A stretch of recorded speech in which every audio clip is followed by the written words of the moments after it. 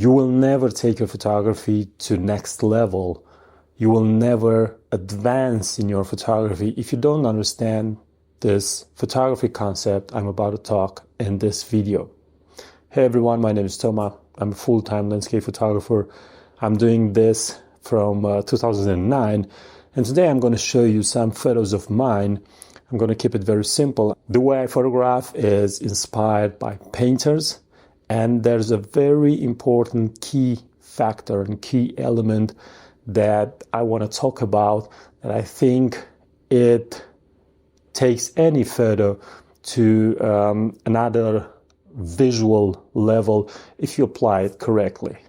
I just have a couple of photos. They're not in any particular order, but they all have something in common. Let's take a quick look, because as I said, I don't want to have this video longer than it needs to be.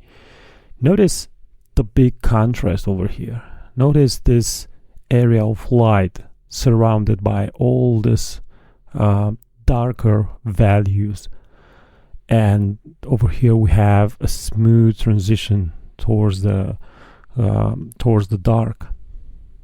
Again, in this situation, you're going to notice a darker area at the bottom that acts as support, and you have this beautiful area of light over here in the upper part. There's really high contrast. I got this image in the Dolomites, and it was right after heavy rain. After rain, you get these steam that is rising from the mountain, but most importantly, the area where the clouds open becomes lighter. And when this happens, you're going to have these differences in contrast. So notice how I'm having shadow in the lower part, and then a higher value, and then the lightest area over here. But another very important element is the darkness that it's up here. So you can look at it as a 3-area image: darkness, light, and darkness. And the light is surrounded by darkness. Over here you see the high contrast, and the high contrast is not a bad thing. Notice that now I'm having these silhouettes, and also again the darkness in the upper part. So I'm having again an area of light which is surrounded by darkness. This was a very, very lucky shot when I had light only on this peak. I also got some light over here. I would have preferred not to, but the light over here compensate for everything. And whenever you have this kind of contrast, it's a good way to expose only for this area and don't bother with the rest. There are lots of people that would say that you're photographing underexposed, and I would argue that I'm looking at the light, I'm choosing my area of focus or interest into the light, and I'm exposing for that light. And of course the rest of the image is darker, but it's a very simple way for you to focus on where I want you to focus. It also works in side forests. As you can see over here, I have an opening in the forest over here, and the light gets through, and the differences in light and shadow for the human eye are not that big, but with the camera you get another way of visual representation of the forest, especially if you're increasing the contrast. And it's the same thing over here, where I get the silhouettes of the trees, or over here where I have this light. So over here the light is right in front of me, but when you have the light a little bit to the side, so the opening of the forest is to my side, then of course I can get more details, but I also get these strong silhouettes that create separation between areas. So you also get depth in these kind of images where I take advantage of the high contrast between light and shadow. Over here, the contrast is a little dimmer, but the visibility in the distance is highly affected by the thick and heavy fog. So again, there is a really huge difference. Now, the main thing that you have to notice is the way I position myself. I position in areas of shadow, of darkness, and I'm photographing towards the light. Over here I have a long exposure in Tuscany. By the way, if you're interested in a photo tour in Tuscany, head over to my website. The link is in the description. You'll get all the details over there. Again, a long exposure, and again that difference in light and shadow that makes the image more dramatic. If you are inside a town, you can get these type of images very easily. When you position yourself inside an arch or in an area of shadow and you're photographing towards light. I didn't have time over here, but if you stay put and you simply wait for a silhouette to pass, you're going to get a very interesting and dramatic image. Like again, it's in this situation. This was I think one of the luckiest moments I had in the Dolomites.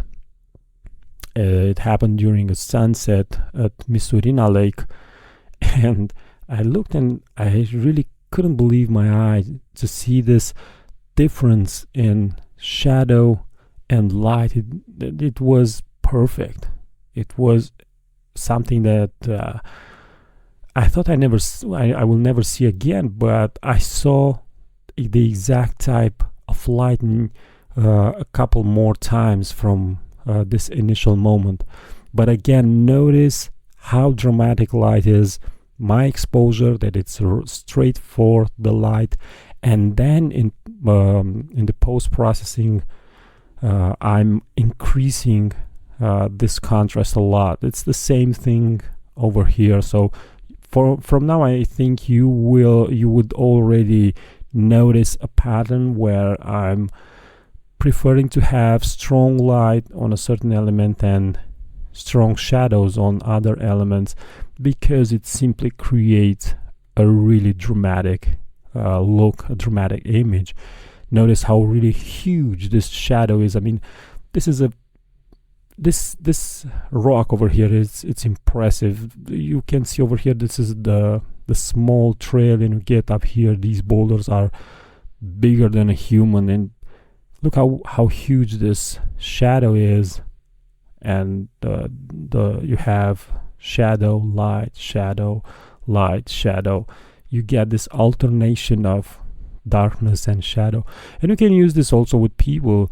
It was a rainy day in a city in Tuscany, and I had this opening of light when I saw this lady coming up the road.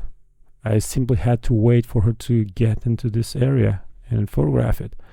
And this photo that I did in I think 2010, probably something like this. It was one of the first times when I visited Siena in Tuscany, and I really love this narrow area between these two buildings, where you can also see the tower, see the people. Had some people over here, and seeing the difference between the height of the people, you can get a very good sense of perspective and how big this tower is. But most importantly, you get rid of all the other elements that don't add up to the image with an exposure like this, and looking for this kind of contrast. So from all these photos that I shown you, you can draw a very simple conclusion. The way you see light as a human being is very different from the way the camera sees the light.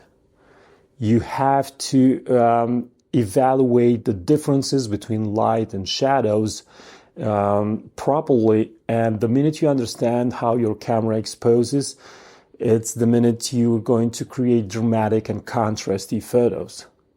High contrast is not always a bad thing if you know how to use it and the situations when that high contrast will look okay, will look better. Following the light and placing yourself in an area of shadow to notice the light will increase the dramatic value. The darkness will act like a frame inside the frame, and you will direct the attention of the viewer towards light. This technique, it's very simple, but you need high contrast. You need to learn how to post-process these kind of photos in order for them to look interesting. So I hope you learned something from the video from today. And until next time, keep on photographing because it's the only way to get better. Thanks for watching. Bye-bye.